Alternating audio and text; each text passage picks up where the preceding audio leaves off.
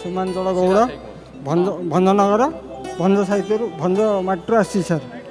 କ'ଣ ଅନୁଭୂତି ଅଛି ସାର୍ ଆପଣ ଯେଉଁ ଅନୁମତି ବେଲୁଣ୍ଡା ଯାଇଥିଲେ ସେ ଆପଣ ଜୀବନ କାଳ ଭିତରେ କ'ଣ ଟିକେ ଦେଖି ସିଧା ଦେଖନ୍ତୁ ଜୀବନ କାଳ ଭିତରେ କ'ଣ ଅନୁଭବ କରିଛନ୍ତି ଟିକେ ଅନୁଭୂତି କୁହନ୍ତୁ। ମୁଁ ଆପଣଙ୍କର ଅନୁଭୂତି ସେଦିନ ଯେଉଁ ଜ୍ଞାନ ଦେଇକରି ଆସିଲେ ବଡ଼ ଦାଣ୍ଡରେ ବେଲୁଣ୍ଡାର ସେଇଦିନ ମୁଁ ମେଡ଼ିକାଲରେ କାମ କରୁଥିଲି ରାତିରେ ନାଇଟ୍ ଡ୍ୟୁଟିରେ ବହୁତ ଚୋର 3ଟା ଆସିଲେ ମୋତେ ସାର୍ ମାରିଦେବା ପାଇଁ ଆସିଲେ।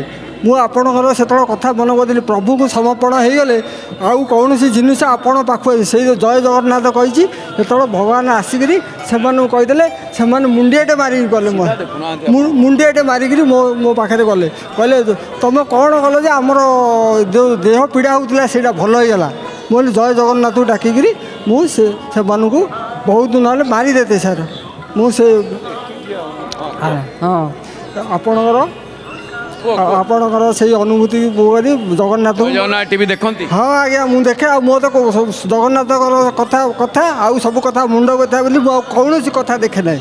ହେଲେ ଆପଣ ତ ବୁଝେଇଲେ ଜଗନ୍ନାଥଙ୍କର କଥା ଆଉ ସବୁ କଥା ମୁଣ୍ଡ କଥା ସତ କଥା ଆଜ୍ଞା ସାଂସାରିକ ଜୀବନ ମୁଣ୍ଡ କଥା ଜଗନ୍ନାଥର କଥା କହିଲେ ଆପଣ ଆଜି ମୁଁ ବର୍ଷା ହେଉଛି ହେଲେ ଖୁସିରେ ଆସିଛି ଭଗବାନ ମୁଁ ଜିଇଁଲି ଆସିଲି ବର୍ତ୍ତମାନ ପହଞ୍ଚିଲି ବର୍ଷା ହେଲେ ବନ୍ଦ କରିଦେଲେ ମୁଁ ବୋଲି ଭଗବାନଙ୍କୁ ହେଲା ଭଗବାନ ଜଗନ୍ନାଥଙ୍କୁ ଏତେ ବିଶ୍ୱାସ କରୁଛି ତାକେ ଜ୍ୱରରେ ପଡ଼ିଲେ ମୋତେ ହେଲେ ଜ୍ୱର ହେଲା ଆଜ୍ଞା। ମୁଁ 15 ଦିନ କାଳ ମୋତେ ଭଲରେ ଖାଇବାକୁ ଭଲ ଲାଗିଲାନି। ତ ନମିତା ଅଗ୍ରୱାଲ ମାମୁଁ ଯେଉଁ ଏ ଚ୍ୟାନେଲଟା ଯେଉଁ ଜନସାଧାରଣ ପାଇଁ କରିଛନ୍ତି ସେଇଟା ଧର୍ମ ଆମ ଓଡ଼ିଶାର ଭାରତର ପୃଥିବୀର ପାଇଁ ଏଇଟା ଗୋଟେ ସ୍ମରଣୀୟ ହେବ। ଆପଣ ଯେଉଁ ବେଲଗୁଣ୍ଡାରେ ଯାଇକି ଯେଉଁ ପ୍ରବଚନ ଦେଲେ ସେଇଟା ପାଇଁ ବହୁତ ଲୋକ ଅନୁପ୍ରାଣିତ ହୋଇଛନ୍ତି। ମୁଁ କହିଛି ହେଲେ ଜଗନ୍ନାଥ ମନ୍ଦିର ହେଲେ କହିଛି ଆପଣ ହେଲେ ଜଗନ୍ନାଥ। ବହୁତ ବହୁତ ଧନ୍ୟବାଦ। ଜୟ ଜଗନ୍ନାଥ ଟି ପରିବାର ତରଫରୁ ଗୋଟେ ପାରମ୍ପରିକ ଜଣାଣ ବହୁତ ବହୁତ ଧନ୍ୟବାଦ।